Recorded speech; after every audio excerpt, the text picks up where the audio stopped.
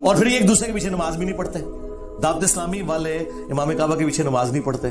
جو امام کعبہ کے پیچھے نماز نہیں پڑھتے, مسجد نبوی کے امام کے پیچھے نماز نہیں پڑھتے, وہ آپ کو نماز کی دعوت دے رہے ہیں تو وہ اپنی نماز اور اپنے فرقے کی نماز کی دعوت دے رہے ہیں, اسلام کی نماز کی.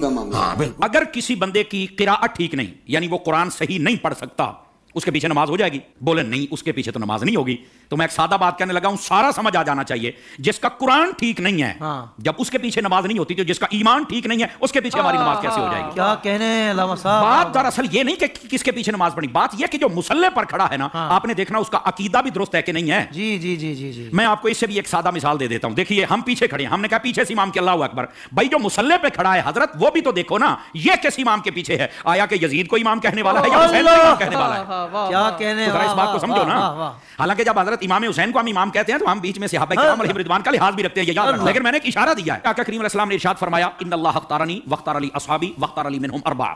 فرمایا اللہ نے سب سے پہلے میرا انتخاب فرمایا, میرے بعد میرے صحابہ کا انتخاب فرمایا, پھر میرے لیے ان میں سے 4 کو چنا. حق 4 یار بھی آ گئے, ٹھیک ہے. پھر اس کے بعد فرمایا, اس کے مختلف پہلو آگے ہیں, مختلف الفاظ و طرق و سند, یہ روایت ہے. لیکن ایک روایت یہ بھی ہے, فرمایا ان قریب ایک قوم آئے گی ینتقصونہم ویسبون اصحابی, جو میرے صحابہ کرام میں سے نقص نکالے گی, عیب نکالے گی اور گالیاں دے گی. فرمایا جب یہ آئے تو حضور ہم نے کیا کرنا ہے؟ فرمایا لا تواکلوہم ولا تشاربوہم ولا تسلموا علیہم ولا تسلوا معہم ولا تناکحوہم او کما قال علیہ السلام. میرے آقا کریم علیہ السلام نے فرمایا نہ ان کو سلام کہنا ہے, نہ جواب دینا ہے, نہ رشتہ دینا ہے, نہ لینا ہے, نہ روٹی پکا کے ڈالنی ہے, نہ ان کے ساتھ کھانی ہے. اور میرے نبی کریم علیہ السلام نے فرمایا مر جائیں تو جنازہ نہیں پڑھنا, ان کے ساتھ نماز نہیں پڑھنی, سمجھ آ رہی, ان کے ساتھ نکاح نہیں کرنا. تو میں نے کہا یہ ہمیں چورن مت بیچو, ہم نے حضور کی حدیث پڑھی ہوئی ہے. اگر کوئی چاہتا ہے کہ ہمارے سامنے کھڑا ہو کر ہمارا امام بنے, امام بننے سے پہلے بندہ بن کے مجھے یہ بھی بتائے تیرا نبی کے بارے میں کیا عقیدہ ہے, تیرا صحابہ کے بارے میں کیا عقیدہ ہے, تیرا افضلیت صدیق اکبر بکار بارے میں کیا عقیدہ ہے, تو کل صحابہ کو جنتی مانتا ہے یا نہیں مانتا, تو نبی پاک کی اہل بیت کے بارے میں کیا کہتا ہے, یہ سارے عقیدے مجھے بتا دے, میں تیرے پیچھے کھڑا ہو کے نماز پڑھ لوں گا. کیا کہنے, کیا کہنے. ویسے یہ جو نمازوں کا شوق ہے نا, میں صرف اتنی بات بتا دوں بھائی جان, یہ ترمذی شریف میں روایت موجود ہے. ایسی روایات جب آتی ہیں تو پھر بیٹھ جاتے ہیں کیڑے مکوڑے, یتیم العلم یزید الفکر, وہ بیٹھ کے کہتے ہیں کہ نہیں یہ یوں نہیں, یہ یوں نہیں, یہ ٹھیک نہیں. میں نے کہا حضرت جب آپ کی اصل ہی ٹھیک نہیں تو آپ کو یہ بات کیسے سمجھ آئے گی؟ نبی پاک علیہ السلام تشریف فرما ہے, ایک شخص آ گیا, اس نے کہا حضور فلاں شخص فوت ہو گیا, جنازہ پڑھانا. فرمایا ہم نے نہیں پڑھانا اس کا, حالانکہ مشکاہ شریف پڑھ لو, حضور نے فرمایا جب کوئی فوت ہو جائے مجھے بتا کرو, جنازے میں پڑھاؤں گا. آپ اس بات کا اظہار فرمایا کرتے تھے کہ جنازہ میں نے پڑھانا, میں نے مفہوماً و مختصراً بات سنائی. اس کا جنازہ کیوں نہیں پڑھا؟ جب سوال پوچھا گیا تو آقا کریم علیہ السلام نے فرمایا انہ کان یبغض عثمان بن عفان, یہ میرے عثمان سے بغض رکھتا ہے. جب حضرت عثمان کے بغضی کا جنازہ نہیں پڑھنا تو بتاؤ پھر ابو بکر کے بغضی کا جنازہ ہم کیسے پڑھ لیں؟ بتائیے کیسے ہم ان کے پیچھے نمازیں پڑھ لیں اور ان کے آگے کھڑے ہو کر ان کے جنازے پڑھائیں اور ان کے ساتھ ہم پیار کی پنجے چڑھائیں اور ہم ان کو جفیاں ڈالیں؟ بھائی ان سب کو سمجھنا چاہیے یہ ڈائریکشن ہے سیدھی سڑک, یہ شفاعت نگر کی ہے. اس سڑک پر آ جائیں جس کا نام راستہ اہل سنت ہے, ہم تمہارے پیچھے کھڑے ہو کر نمازیں پڑھنے کے لیے تیار ہیں. تو جب عقیدہ ہی واضح نہیں ہے تو اڈی پنجابی کہتے ہیں ویکھ کے زہر تو کوئی نہیں پیندا. حضور شاہ صاحب ہماری پنجابی ویکھ کے زہر تو کوئی نہیں پیندا, تو پھر ہم تو نہیں پی سکتے. ویسے اگر کسی کو زیادہ شوق ہو نا, بس وہ قرآن پڑھتے ہیں تو چھوڑو جی چھوڑو, داڑھی بھی ہے تو چھوڑو جی چھوڑو, مصلی پہ ہے, تو میں نے کہا آبا صاحب اللہ کی تفسیر اٹھا کے دیکھ لے, یہ تیرا شوق بھی پورا ہو جائے گا. حضرت حافظ صاحب ہوا یہ کہ حضرت فاروق اعظم کا زمانہ اقدس سے ایک قریب محلے میں امام آ گیا, اس کو نماز کے لیے ہر نماز کے اندر جب وہ قرات کرتا ہے تو آبا صاحب تولا پڑھتا ہے. لوگوں نے کہا بھی اور قرآن نہیں آتا؟ کہتا آتا ہے. تو یہ کیوں پڑھتا ہے؟ کہتا مزہ آتا ہے. اچھا, انہوں نے کہا ذرا حضرت فاروق اعظم کی خدمت میں لے کے چلے. حضرت فاروق اعظم کو بتا آپ نے طلب فرما لیا, واقعہ لمبا ہے, آپ نے طلب فرما لیا. آپ نے جب طلب فرمایا تو آپ نے کہا کیوں پڑھتا ہے؟ کہتا ہے مجھے نا اصل میں مزہ آتا ہے, اس لیے کہ اس میں معاذ اللہ اس کی سوچ دیکھو, پڑھ سب کچھ رہ گیا لیکن سوچ دیکھو اس کی. اس نے کہا جی بات یہ ہے کہ اللہ نے اپنے حبیب کو یہاں جھڑکی پلائی ہے تو مجھے بڑا مزہ آتا ہے. استغفر اللہ, یہ خارجیانہ سوچ تھی.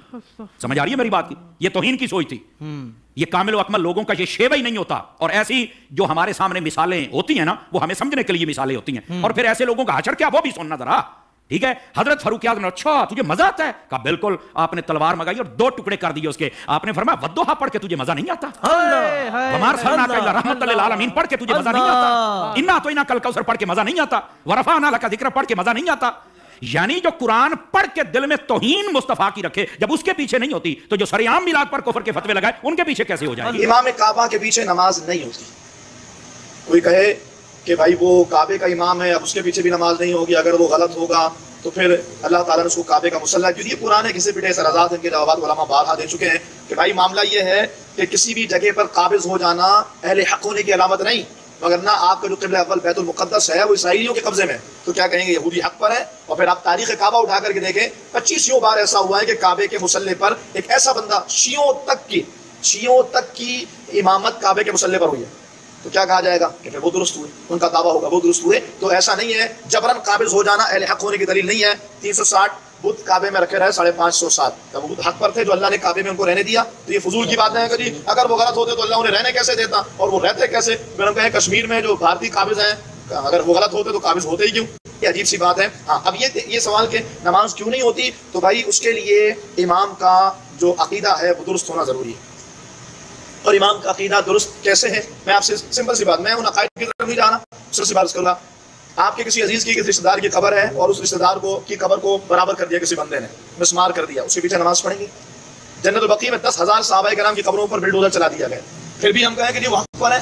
صحابہ کرام جناب مسجد قباء کے باہر جو قبرستان تھا، میری جو سیکنڈ لاسٹ حاضری تھی اس میں جب میں گیا تھا تو وہاں کے عرب نے بتایا مجھے کہ وہاں پر کھدائی کی ہے اور کرینوں کے ذریعے پر تازہ لاشیں نکالیں، اور ان کو پتہ نہیں کہاں منتقل کر دیا۔ آج مسجد قباء کے سامنے ٹرین بہت بڑا سا گراؤنڈ بنا دیا، قبروں کو بلڈوز کر دیا، نام و نشان مٹا دیا۔ پھر یہ بات کی جائے تو جی وہ شرک کو مٹا رہا ہے۔ وہ ظالموں، اگر ایک قبر بنی ہے تو اس میں کون سا شرک ہو رہا ہے؟ کون سے شرک ہے مجھے بتائیں؟ ایک قبر ہے مسلمانوں کا قبرستان، اس میں بلڈوزر چلانا، یہ کون سا شرک ہے؟ یہ ایک بات ہے، اس کے علاوہ 20 ایسی خواصتیں ہیں جس کے تناظر میں یہ بات بالکل طے شدہ ہے۔ اور اگر کسی کو پھر بھی بات سمجھ میں نہ آئے تو محمد بن عبد الوہاب نجدی کی کتاب التوحید ہے، اس کا اردو ترجمہ ملتا ہے، اس کو پڑھیے آپ، اس میں ان کے وہابیوں کے عقائد لکھے ہیں۔ جس محمد بن عبد الوہاب نجدی کو یہ لوگ اپنا مقتدا مانتے ہیں، جس کا نظریہ بھی سعودیہ میں رائج ہے، اس ابن عبد الوہاب نجدی کو پڑھیں تو آپ کو پتا ہوگا ننگی گالی اس نے اپنی کتاب میں دی ہے، اور یہ سارے اس کو فالو کر کے اس کو اپنا بڑا اپنا امام اپنا مقتدا مانتے ہیں۔ وہ توصیف الشیطان جب اس کا نام لیتا ہے تو رحمۃ اللہ علیہ پتہ نہیں کیا کیا بول رہا ہوتا ہے۔ تو اس لیے ایسے لوگوں کے پیچھے نماز نہیں ہوگی جن کے عقائد